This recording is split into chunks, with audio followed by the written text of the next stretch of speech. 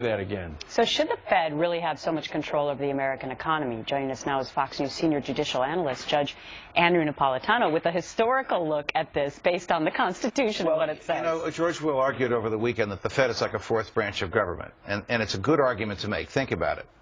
The job of the CIA is to steal and keep secrets. We know far more about the CIA than we do about the Federal Reserve.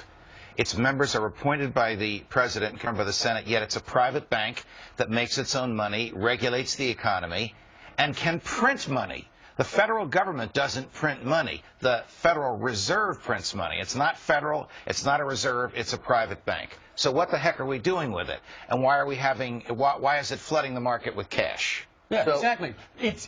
It's not they, the Federal Reserve, and Ben Bernanke. They're not really accountable to anybody, are they? They make the president, and they'll do this to any president, look good. Look at how the stock market went up last week when Ben Bernanke announced that soon he's going to start buying $40 billion worth of federal bonds.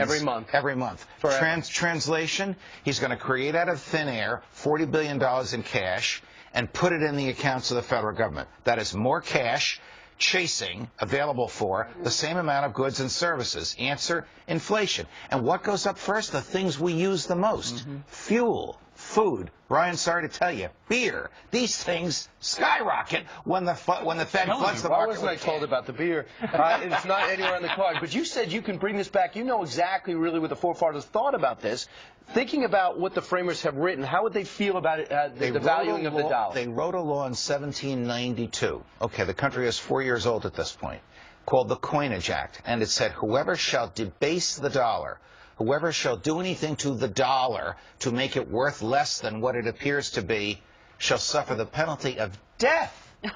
Death penalty. There'd be a lot of dead people then. Yes, obviously we don't have that statute anymore, but these are the same people who said in the Constitution only the Congress can coin money, not print it, coin it. So it was kept in precious metals. So you couldn't flood the market with phony dollars, as we've been doing since 1913. And ultimately what we have done is we have devalued the dollar, because the dollar, you know, at the turn of the century, of the last century, worth a lot less than it is today. A dollar in 1770 gained 8 cents in value by 1913. A dollar in 1913 lost 92 cents in value by 2012. All because the Federal Reserve has been flooding the market with cash to make the politicians look good, to make them think they're paying off bills. They're really devaluing everything. They devalue the money in your savings account. They devalue your house. They devalue the cash in your pocket. And the stock market loved it.